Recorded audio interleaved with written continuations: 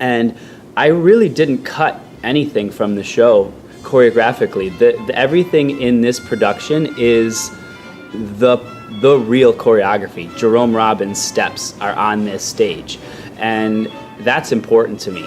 It's also important to me to bring this style and this passion that I have for this movement to this young cast that we have. And I wanted them to have an experience. I wanted them to have an experience in these 3.5, 4 weeks that I was here of the experience that I had over 20 years. And I wanted to jam-pack it into this 3 weeks for them. And I'm really proud of the work that they've done. They're doing it. They're doing the real show. And I'm very impressed with what we have on this stage.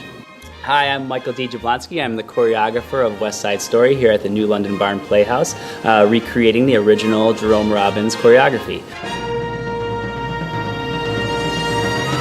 And after years and years, I've ended up doing 10 different productions of the show on almost every level. I toured internationally playing the role of Riff, where we performed in 10, 12 different countries. And then I ended up joining the most recent Broadway revival that was directed by Arthur Lawrence. I was a swing. I understudied Riff, Big Deal, and Diesel, and so I got to perform all 3 of those roles on Broadway. And it was such an amazing experience to actually do the show with the writer. He taught me so many things about the script that I didn't even think about in my previous productions before that. And then I ended up performing Riff one more time, which I call kind of my swan song of West Side Story as a performer.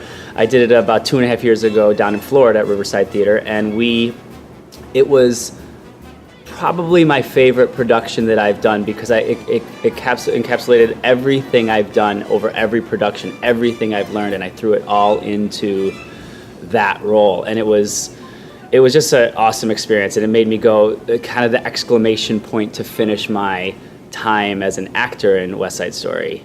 Very early on in the process, we were teaching choreography, and I would give notes, and the notes I'm giving are acting notes, intention, ideas, imagery, this and that. It's not your foot needs to be here, your leg needs to be here. Yes, you need to point your toes. You need to extend your lines. You need to have the technique to do the choreography. So in the scherzo, I kept telling them that they have to be like that's a moment where Tony and Maria enter this beautiful space, and then all these actors gets thrown in.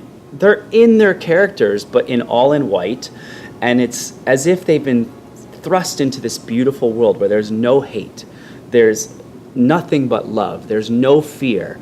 And I kept telling to them, in this section, you have to pretend that you're a 5-year-old that's been to the beach for the first time. You have to think of what would it be like to have a snowflake fall on your nose for the first time? What would it be like to feel rain on your body? And I kept presenting this to them and saying that you have to go with this imagery and have to play with that idea, because that's going to then present to the audience the space and the world that we're in this ballet. And that's just this much of an example of what is done throughout this show. I talked to the boys and the girls in Cool, and it's such a hard number to do. But it's all about this inner angst that has to be thrown, like it's almost as if electricity was coming out of your body, but you're trying to contain it. And you give this imagery and stuff to them to try and help them realize that it's not just the steps. Because I can teach steps and have them just be up there, but if there's nothing behind it, there's no story. I mean, that's what musical theater is. In my place in my career, I'm really starting to turn myself into an educator, and I am getting the fulfillment of giving my knowledge and my passion and to a younger generation and seeing them succeed.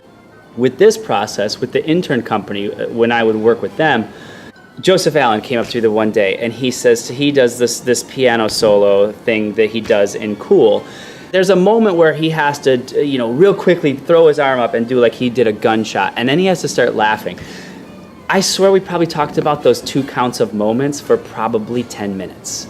because he was telling me his life story, why he thinks he should be laughing here, and what he's like, why does he laugh? Why does he shoot the gun? Why does he do that? All these things. And we had this long conversation, and that's what I kept trying to give with this intern company is never be satisfied, never settle. That's theater.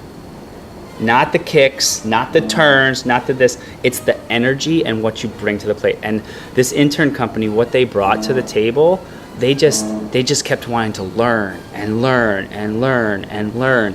And for someone like myself, I'll work with this company 100 times because of how awesome and what they brought to the table.